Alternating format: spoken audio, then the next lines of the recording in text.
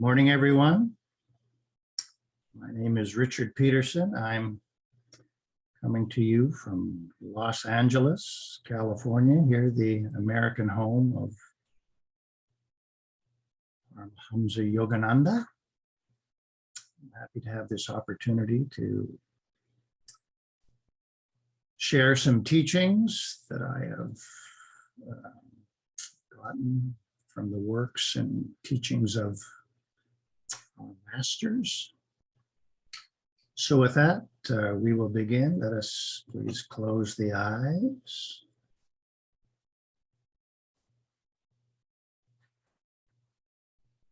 Take this opportunity to reflect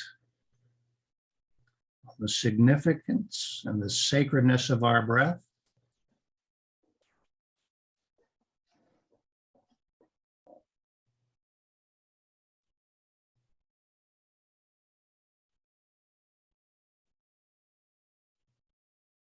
Gurudev has written, with his creation, God has entered into all beings through breath. We inhale and exhale night and day and are alive because of this breath. Breath fills the body with living spirit. If the indwelling presence of God did not pull the breath, then this body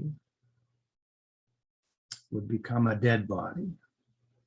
So, ever since our birth, God has been with and within us.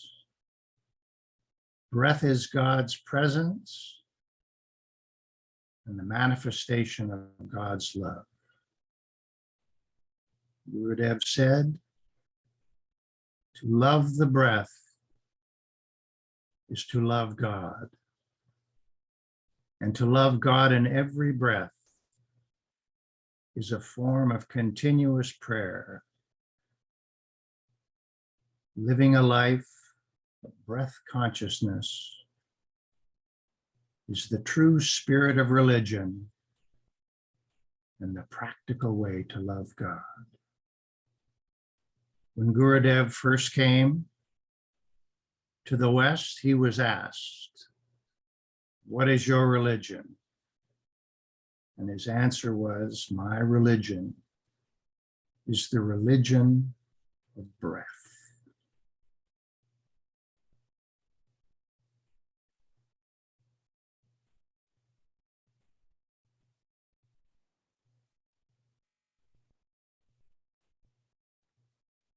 Let us begin chanting Om 3 times together. Om. Om. Om.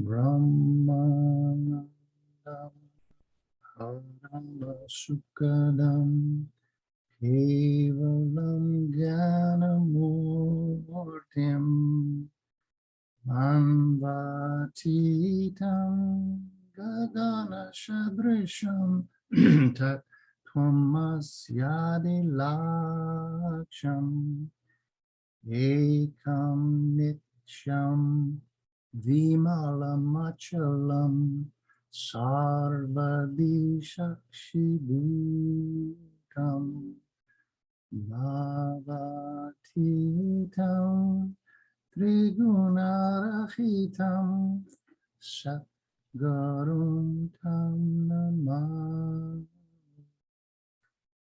satgurum tam namah.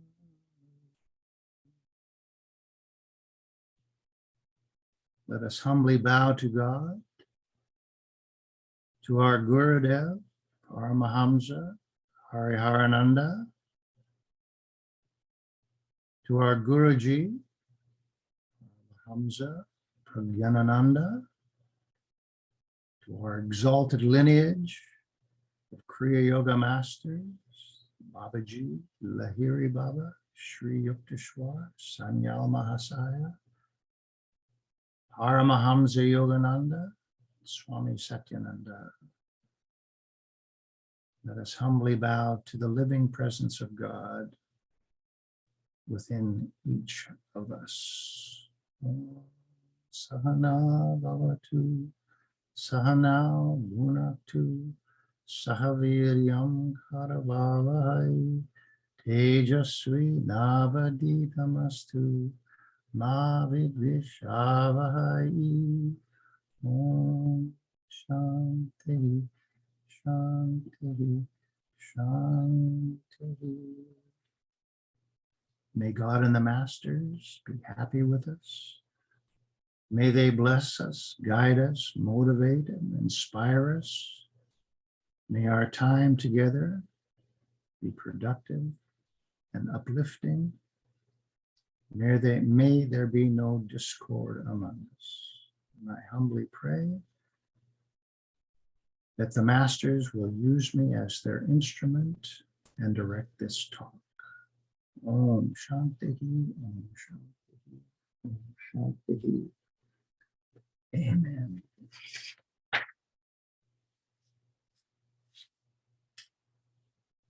So, I'd like to begin reading a little bit from Gurudev's, the foreword to Gurudev's Kriya Yoga book was written by Guruji.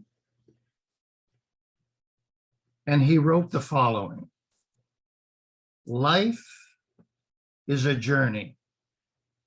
People travel through it carrying the baggage of their karma, the seed impressions of all their previous activity, the aggregate balance sheet of all their pleasure and pain, the results of all their actions with friend and foe, all confused with their likes and dislikes. This is what makes each one of us unique in God's creation. While we are not all the same, we have these different samskars within us, these seed impressions, these likes and dislikes, biases, prejudices that create our world. The Buddha in the Dhammapada addressed this, the human condition. In the Dhammapada, the Buddha wrote, "We are what we think. All that we are arises with our thoughts. With our thoughts, we make the world. Speak or act with an impure mind, and trouble will follow you as the wheel follows the ox that draws the cart." We are what we think. All that we are arises with our thoughts. With our thoughts, we make the world. Speak or act with a pure mind, and happiness will follow you as your shadow, unshakable. As we think, so we become. Guruji continues that some may consider this journey of life a pilgrimage. To others, it may be a vacation, but its true purpose is to fulfill the cherished goal.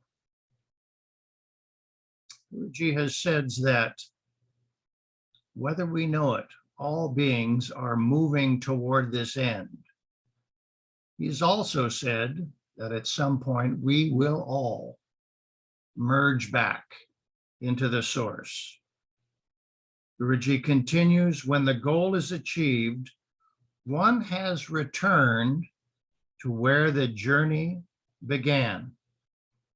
Like a circle, the journey of life is complete only when it reaches its starting point. We must return to our source to fulfill our lives with love, joy, and bliss. Profound. I'd like to share a story that addresses more this idea of the human condition and what life is. It's a Native American story of Cherokee wisdom. The story goes, an old Cherokee, I'm not sure if he's a chief or a warrior or what, is teaching his grandson about life.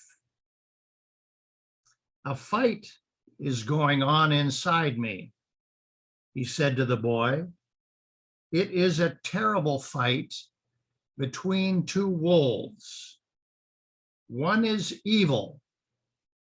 He is anger, envy, sorrow, regret, greed, arrogance, self-pity, guilt, resentment, inferiority, lies, false pride, superiority, and ego.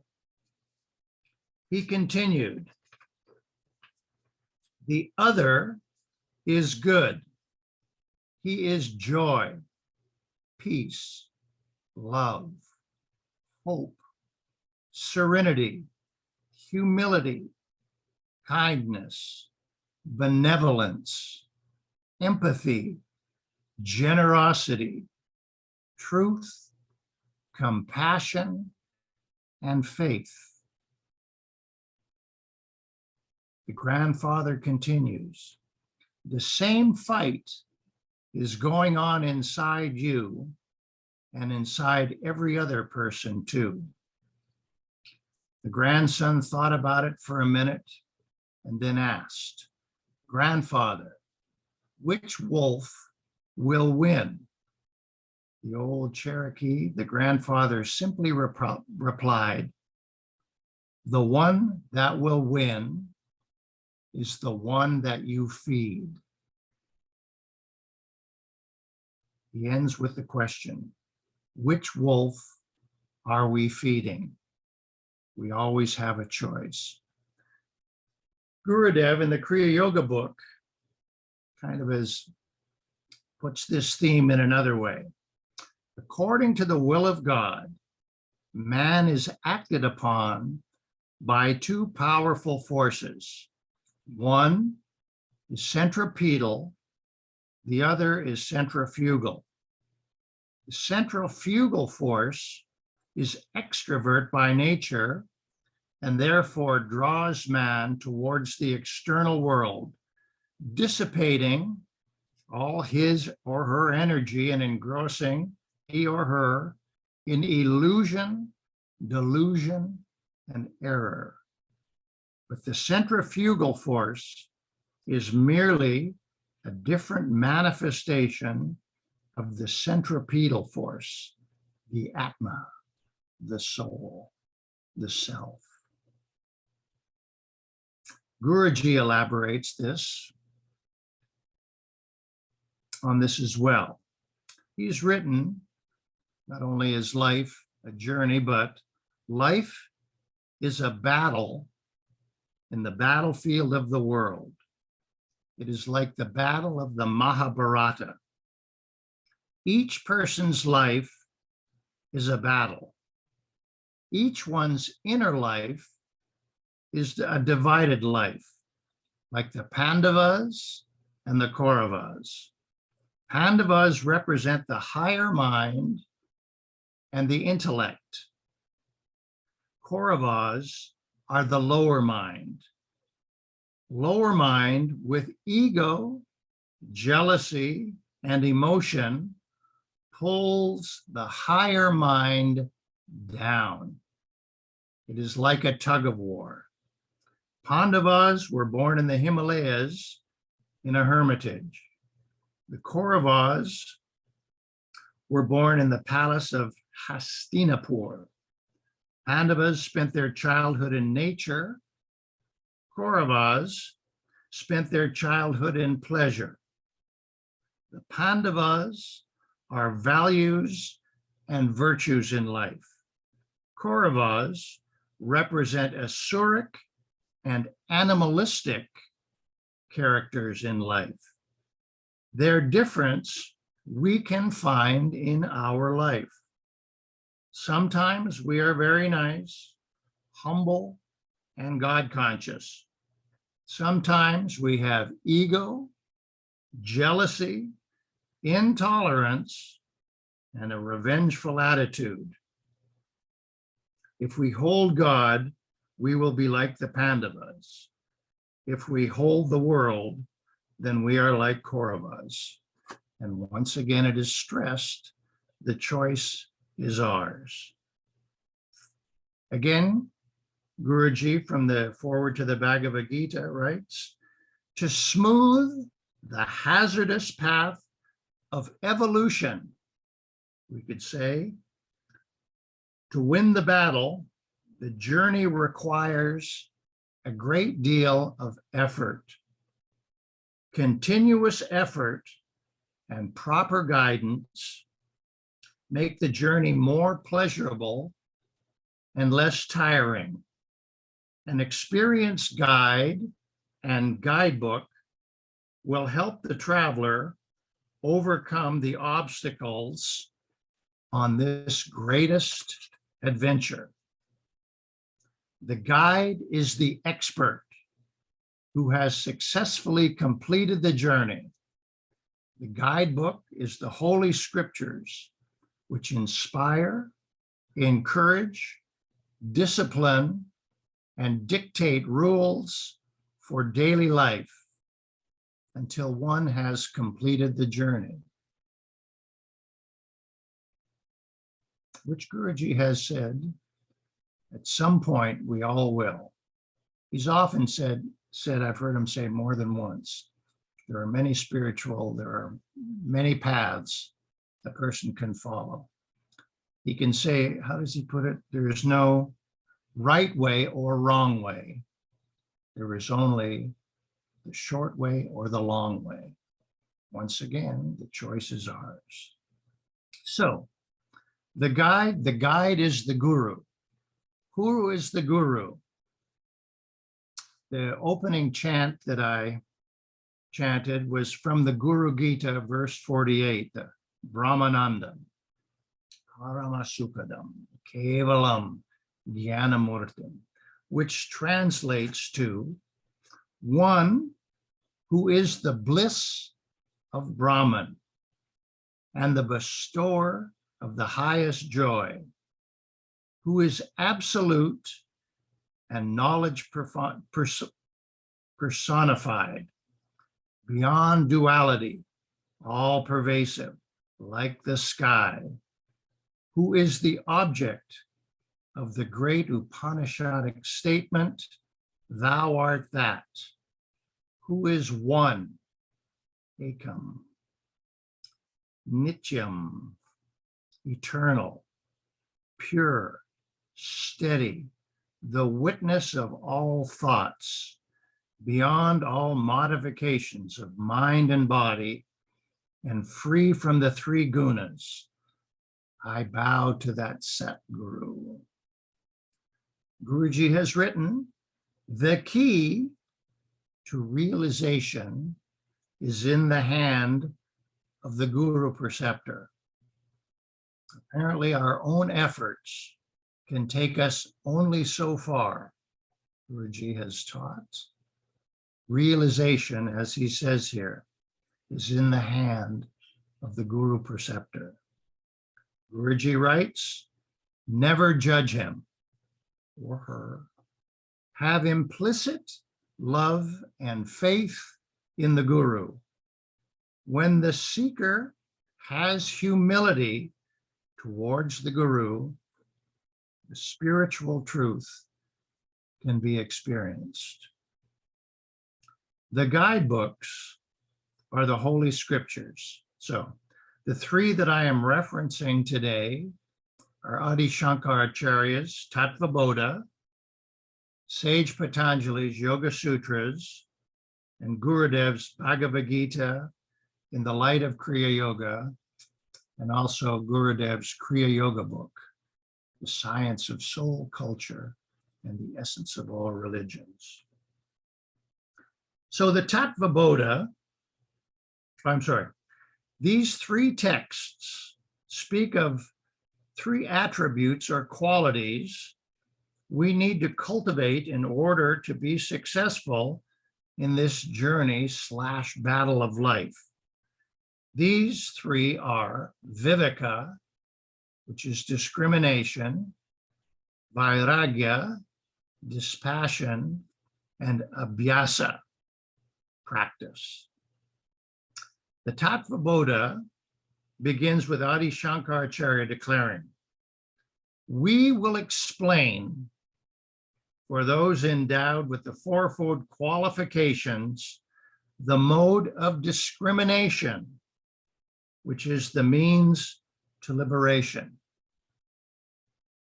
So discrimination is the first quality of a seeker. When asked, what is discrimination? Adi Shankaracharya replies, "It is discrimination between the real and the unreal, the permanent and the impermanent, the timeless and the time-bound." Viveka, discrimination, is a special quality of the intellect used to distinguish, categorize, and recognize one thing from another. Animals have this quality. They know what to eat, what not to eat, who is a friend, who is an enemy, etc. But with human beings, we have been given this quality to take it to a much higher level. And apparently it is this quality that really makes us unique in creation. In daily life, we use this faculty to distinguish the part from the whole for analysis, the means from the goal. We use it to distinguish what is good, what is bad, etc., what we like and what we don't like. In spiritual life, we can use our discrimination to differentiate between the self and the non-self. So Guruji has often said there's a Vedantic piece of wisdom that says anything that is mine is not me. For example, we need to discriminate who we are from what we have. An example is we say, my mind, my body. Now we see so often that we identify so strongly that with the mind, with the body. So example is, I am hungry. Well, a practice is to separate one from the other. So rather than saying, I am hungry, a way of looking at it is, I am, and there is hunger. It's a way to differentiate the two, to distinguish, to discriminate between the self and the non-self. So the second is to differentiate between the good and the pleasant, between what we know we should do and what we choose to do, which is other than that. Now, this is really common. For example, this is kind of a struggle we have with our conscience. A real simple example could be, okay, the alarm clock goes off in the morning. Do we get up to meditate, which is the good, the positive, the proactive thing to do? Or do we say, yeah, maybe not today, I'm just gonna enjoy my sleep? there's a difference. We can distinguish and we should be aware which is which we normally are, but what voice do we listen to? The third is to distinguish the eternal, the ephemeral from the eternal from the ephemeral or temporary. God, Brahman alone, is eternal.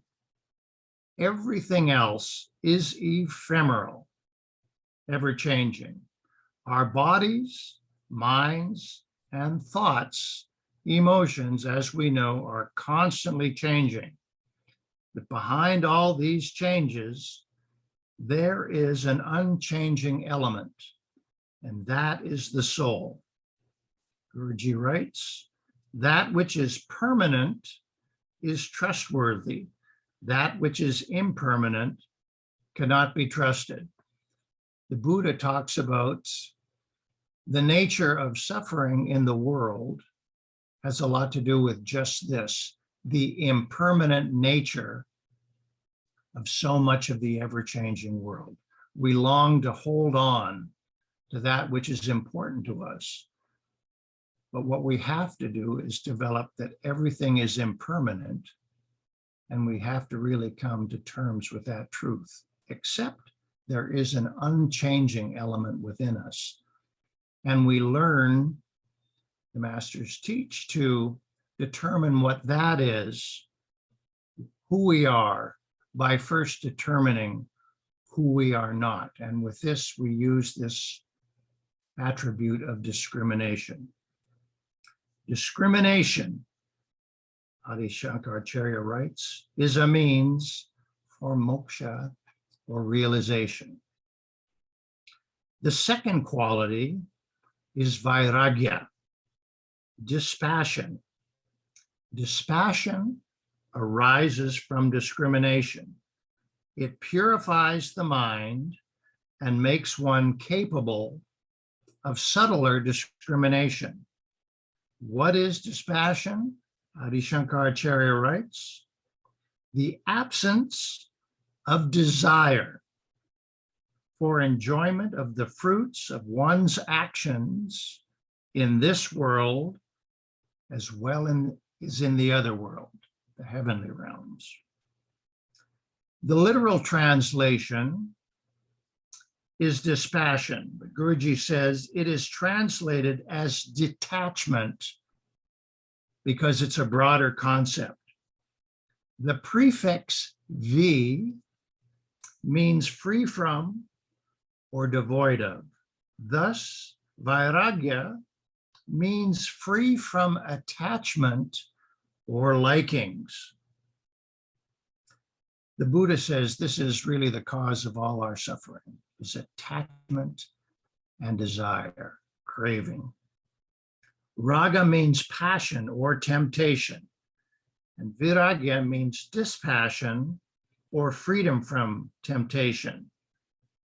Guruji said it is very easy to develop attachment, but to overcome the attachment is difficult. On this theme, Guruji has written, we have acquired a conditioned state of mind, and there are bundles of likes and dislikes that dwell within us. A true spiritual person will analyze their tendency of mind and decide what is to be negated or how they want to live. Again, using this attribute of discrimination to develop dispassion. To develop detachment, we need to become free from desire. We need to develop the attitude that we want nothing, neither here in this world or elseworld. For as Guruji says, nothing belongs to me, and I belong to no one. I belong only to God, and God belongs to me. In the initiation ceremony, we say, idam te namama. Oh God, nothing belongs to me, everything belongs to you. developing that attitude can really help to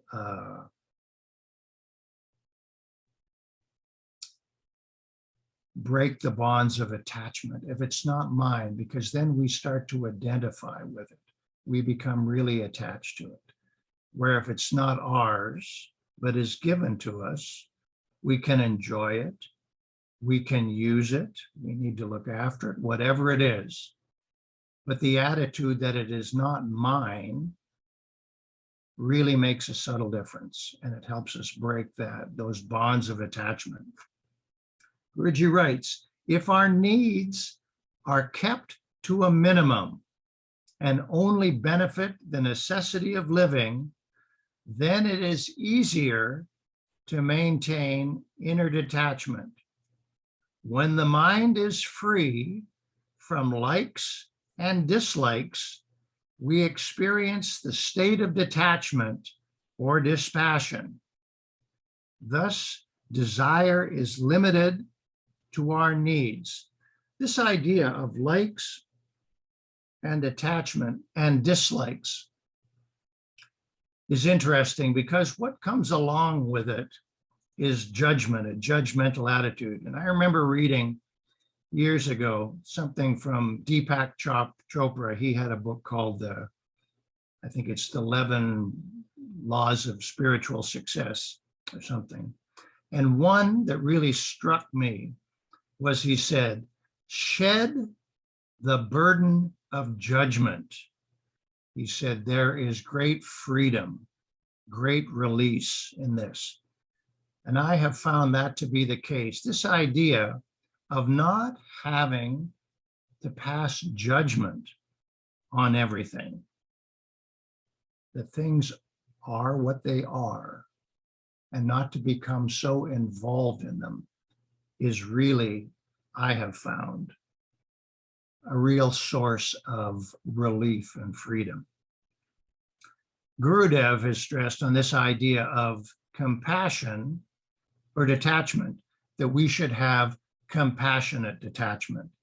While we are detached, we still need to have compassion.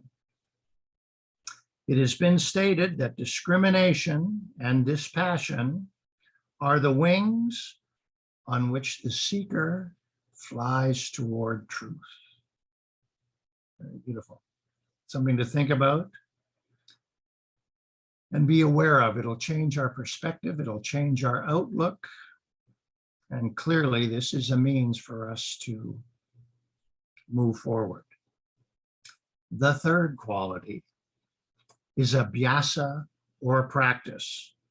What is abhyasa or practice? Sage Patanjali states in Sutra 13 of the Samadhipada that practice is the sincere effort to be established there. What is there? There being the state where the vrittis or thought waves are controlled. The challenge is to keep the mind peaceful, positive, and one that I sort of reflect on is proactive. Guruji has said, practice is the primary step. Our masters have stressed that theory without practice is useless. Ramakrishna has stated that after a point, too much scriptural study, too much theory can do more harm than good.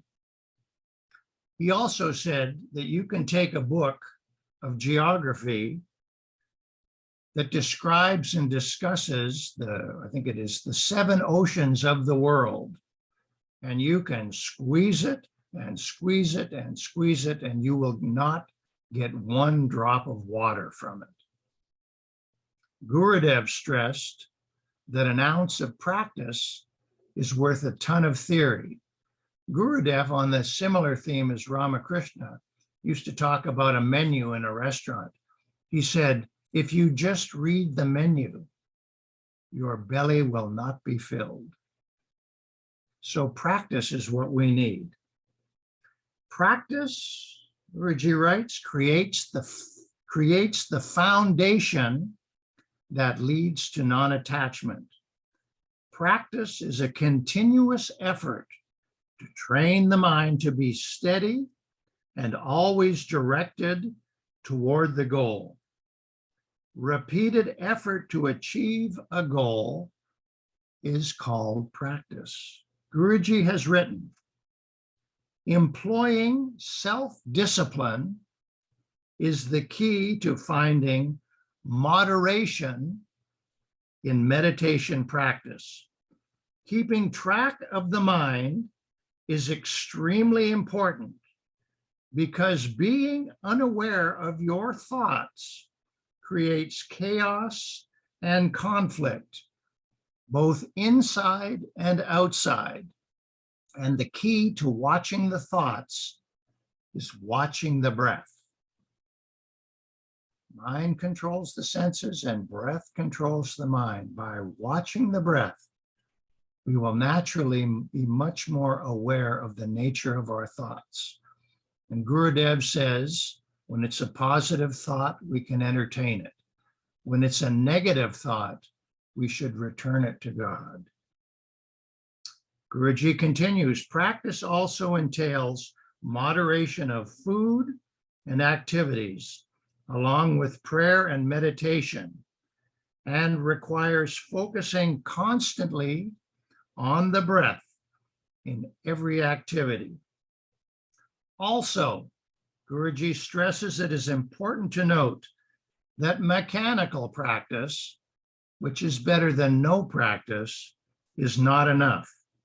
There is a need for joyful practice. So practice the instructions of the Guru Preceptor with love and faith. Practice, Guruji stresses, is the key to making progress in anything. In the introduction to his book, Kriya Yoga, The Science of Soul Culture and the Essence of All Religion, Guruji has written, I find this really profound as it capsulizes so much. Gurudev writes, we are born for self-realization, the God consciousness within us. Think of God constantly, no matter what you are doing. Practice makes perfect. An ounce of practice is worth a ton of theories. Theory will take a devotee outside, while practice will take a devotee inside. Theory will make an individual restless and selfish. Practice will give him or her inner peace and liberation from ego.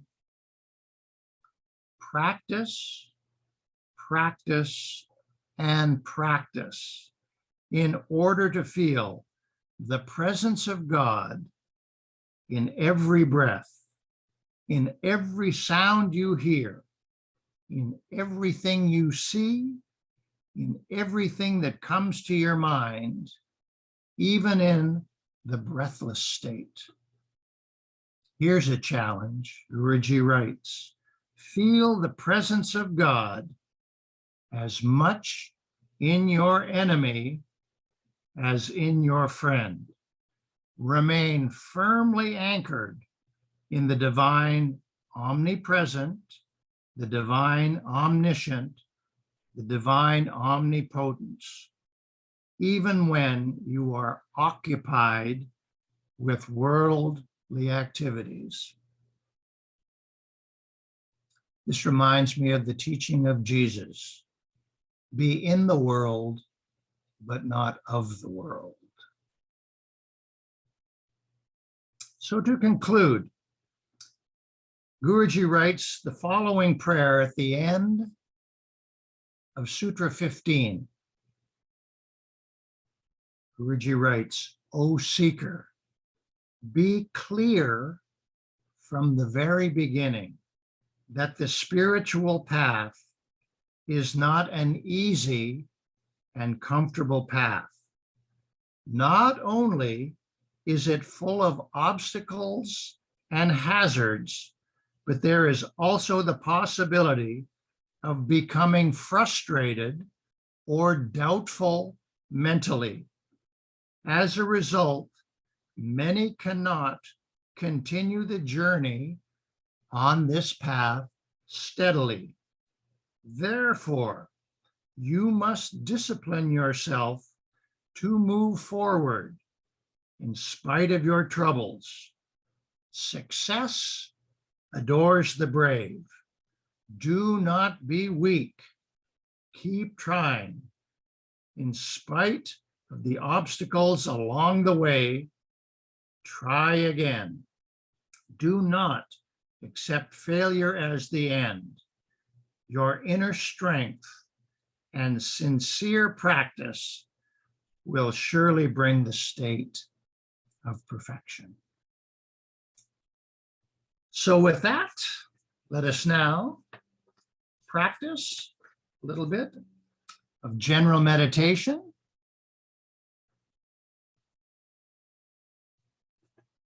Let us please close the eyes. Sitting in the basic posture, we'll keep the spine straight.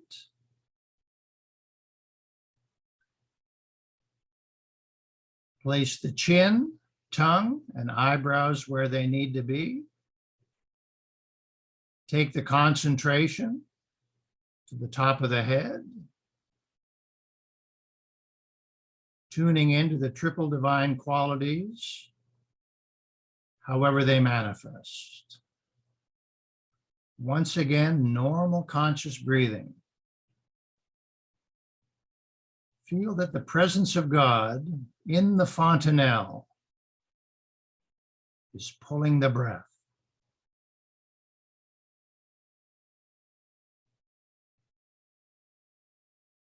Bowing to the divinity which is in the breath. Namaste Vayu.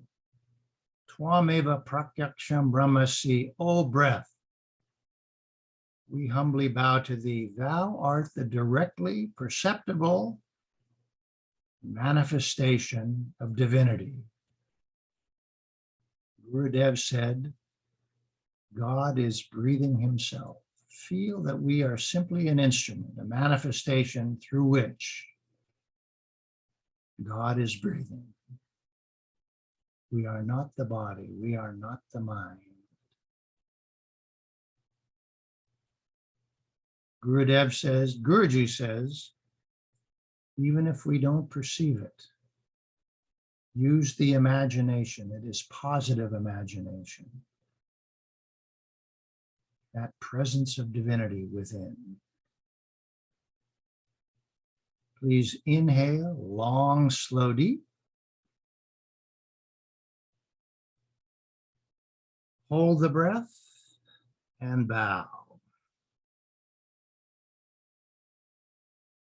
Exhale. Bow with surrender. Bow with love. Holding the concentration in the fontanelle. Receiving the divine energy. Love God.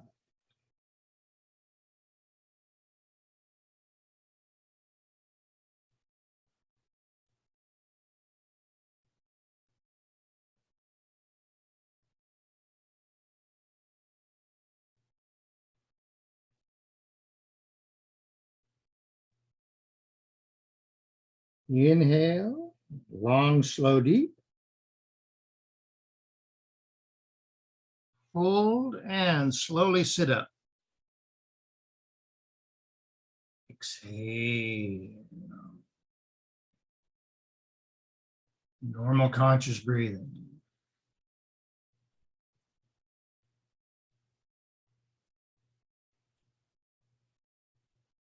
Let us now take 12 long, slow, deep inhalations and exhalations. Inhaling love, exhaling peace. Please inhale, long, slow, deep. Inhale love.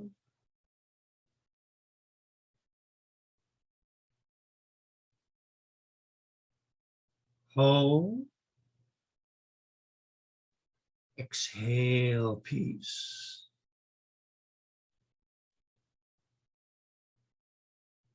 Hold. Inhale love.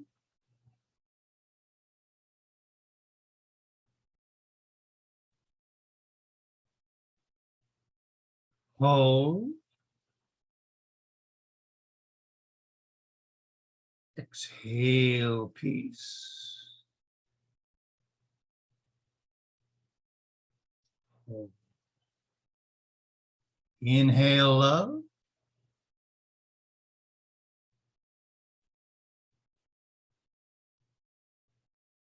Hold. Exhale peace.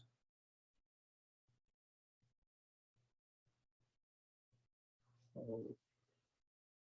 Inhale love.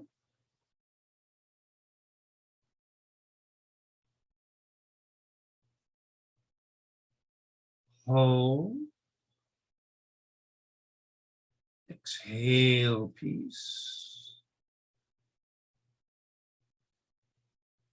Hold. Inhale love. Hold. Exhale peace. Hold. Inhale love.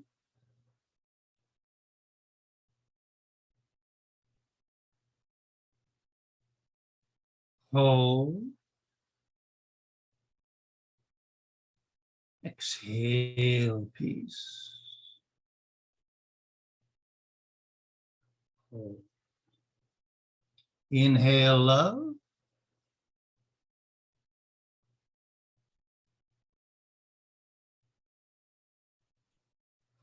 Hold.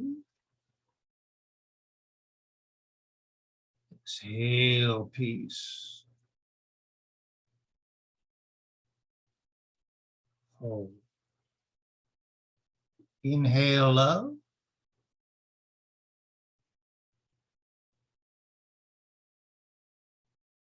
Hold. Exhale peace. Hold. Inhale love.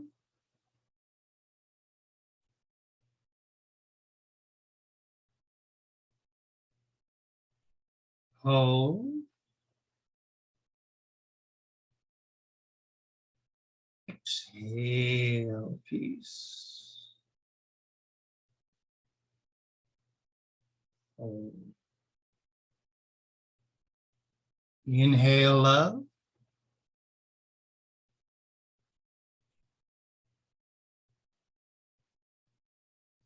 Hold. Exhale peace. Hold. Inhale love.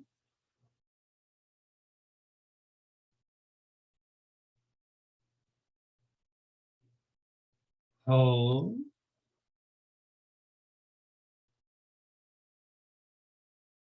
Exhale peace.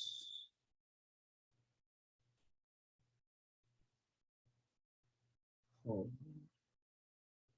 Inhale love.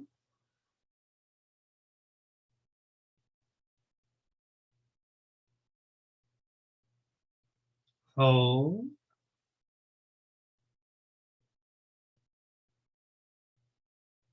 Exhale peace.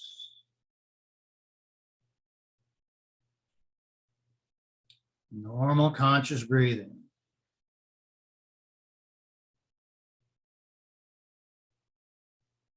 The body is still. Mind is calm. From the fontanelle, feel your consciousness rising, floating in the infinite inner sky. Silent meditation.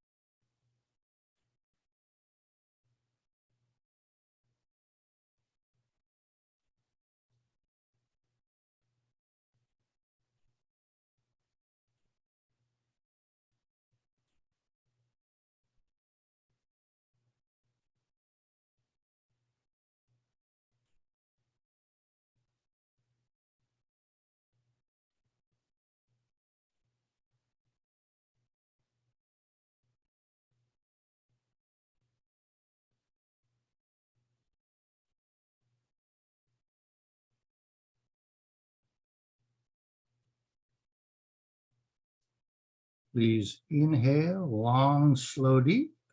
Inhale, love.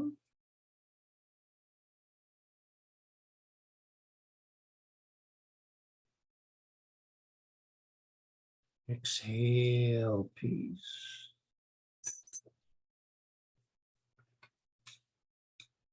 We will conclude chanting the Mahamrityunjaya mantra 3 times. Guruji has written, The Mahamrityunjaya mantra protects us against dangers and difficulties, not only ourselves, but also family and friends, relatives, and even the whole creation. Currently, the world is going through many difficulties and crises. It requires prayer and collective meditation. Let us begin. Om Trayambakam Yajamahe Sugandhim Pushtivardhanam Urdhva Rokameva Bandhanan Mrityormukshiyamamritat.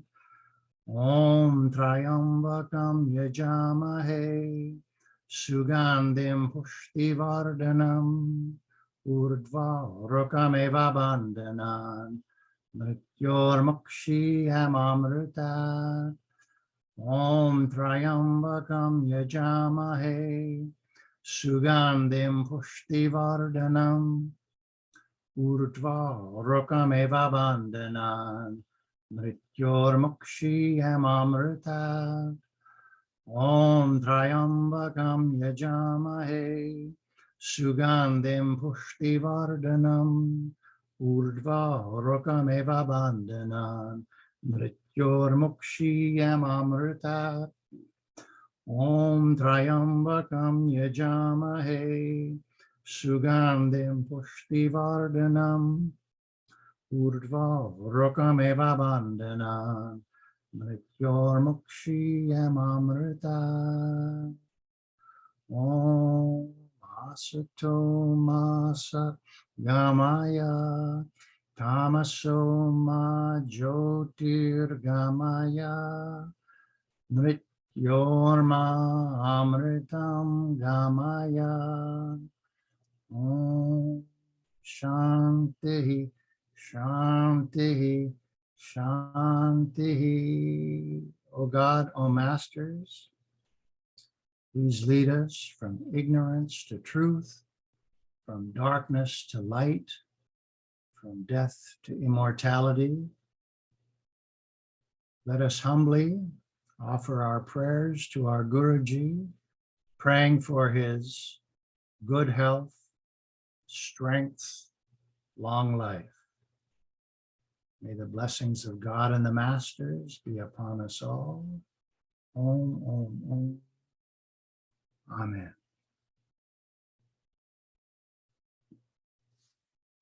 Thank you, everyone. Love, love, love.